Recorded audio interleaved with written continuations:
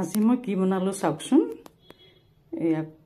এপেনে ওলাই গৈছিলোঁ, বৰ ভোক লাগিল। আহি পেলাই এতিয়া কি বনাম দেখিলোঁ, আটাৰ লাড়ু এটা আছে। গতিকে ভাবিলোঁ কণী দুটা ভাঙি লৈছোঁ। চাওকচোন, কণী দুটা ভাঙি দিছোঁ যাতে তাতে নিমখ, হালধি, তাৰপিছতে জলকীয়া গুড়ি আৰু অকণমান জালুকৰ গুড়ি একেলগে দিলোঁ। দি পেলাই এইটো ফেটি লৈছোঁ মই।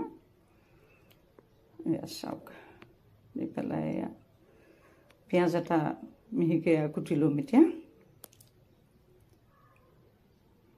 বৰ সুন্দৰকৈ বনাই খাব পাৰি, সহজতে বনাই খাব পাৰি, পেটো ভৰি যায়। চাওক, কেতিয়াবা তেনেকুৱা হৈ যায়, এপিনৰ পৰা আহি বা ঘৰতে থাকিলেও কামত লাগি থাকিলে খাবলৈ সময় পোৱা নাযায়, বহুত ভোক লাগে। আজি মোৰ সেইটো অৱস্থাই হৈছিলে। গতিকে আপোনালোকেও নিশ্চয় তেনেকুৱা হয়। গতিকে আপোনালোকেও এইটো তেনেকৈ বনাই খোৱা নাই যদি খাবচোন, সহজতে হয়, ভোকো মৰে। পিঁয়াজখিনি ইতিমধ্যে কটা হৈয়ে গৈছে। আপোনালোক যদি মোৰ চেনেলটো প্ৰথমবাৰ আহিছে তেতিয়াহ'লে মোৰ চেনেলটো এইটো যে টেষ্টি কিটচেন ছাবস্ক্ৰাইব কৰি ল'ব।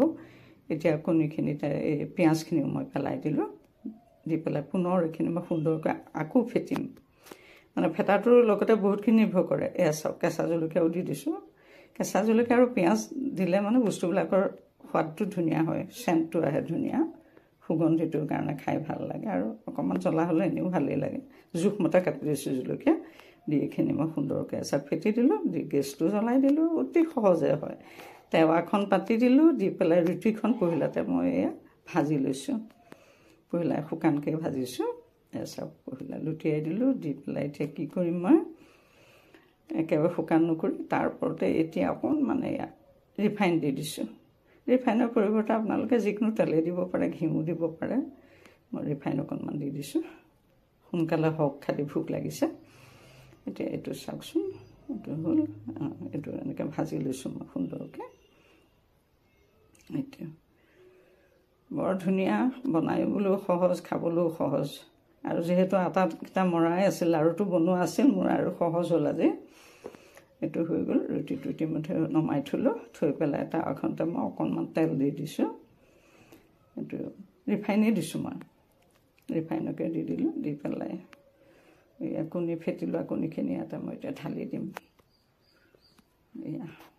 চাওক, সুন্দৰকৈ ঢালি দিলোঁ। যিহেতু গোটেইখিনি সংমিশ্ৰণ কৰিয়ে লৈছোঁ, গতিকে ইয়াত আৰু বেলেগ দিয়াৰ কোনো কাৰণেই নাই।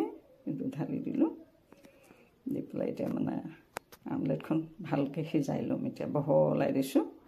বহলাই দিলে হয় কি, সিজিব, আৰু বহল হ'লেহে মানে বনোৱা আৰম্ভ কৰা কামটো শেষ কৰিবলৈ ভাল হ'ব। গতিকে এইখিনি এনেকৈ মই কৰিছোঁ, যিমান পাৰিছোঁ বহলাই দিছোঁ। চাওক, আৰু মাছটো সিজিব লাগিব, যিহেতু ডুঙা হৈ থাকে কণীখিনি মাছখিনিত, সেইখিনি পাতল কৰি দিলোঁ। ইতিমধ্যে পাতল হৈ গ'ল। এইটো মানে সুন্দৰ হৈছে। আৰু এতিয়া এইটো হৈছে নে নাই, কাষটো দাঙি চালে গম পাম যে এইটো উঠিছে, অকণমান এই তলটো অলপ ৰঙা পৰিছে, আৰু মানে এইটো হৈছে, ইতিমধ্যে সিজিছে। এতিয়া কি কৰিম, মই এই ৰুটিখন যে ভাজি থৈছিলোঁ সেইখন ইয়াতে দি দিম। ইয়াৰ ওপৰত মই বেলেগ আৰু একো নিদিওঁ। দিবও পাৰে, এইটো অপশ্যনেল হয়। আপোনালোকে যদি চব্জি তব্জি কিবা আকৌ ওপৰত দিওঁ বুলি ভাবে তাকেও দিব পাৰে, কিন্তু মই আজি সেইটো ভবাই নাই। ৰুটিখন এনেকৈ দিলোঁ। দি পেলাই এইটো কেৱল মেৰিয়াই দিছোঁ। চাওক, বেলেগ একোৱেই কৰা নাই। এইটো মেৰিয়াই দিলোঁ।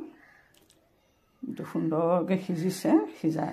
যিহেতু সিজিছে, এইটো খাবলৈ ভালেই হ'ব নহয় জানো। এইটো কাটি ল'লোঁ। চাওক, এতিয়া জলদি অকণমান থ'লোঁ। থৈ পেলাই অকণমান চচকে দিছোঁ, আৰু দি পেলাই এইটো হৈ গ'ল। বৰ এটা সুন্দৰ ৰেচিপি, অতি সহজেই হ'ল। আপুনি ৰাতিপুৱাও খাব পাৰে, আবেলিও খাব পাৰে, যেতিয়াই মন যায়, বা দুপৰীয়াও খাব পাৰে। অতি সহজ হেৰি। এইটো চাওক, ইমান চফ্ট হয়, মানে খাবলৈও যে এনেকুৱা সুন্দৰ হয়। আপোনালোকে যদি খোৱা নাই, এনেকৈ বনাই খাবচোন। চচো মই ঘৰতে বিলাহীৰে চচ বনাই থৈছোঁ।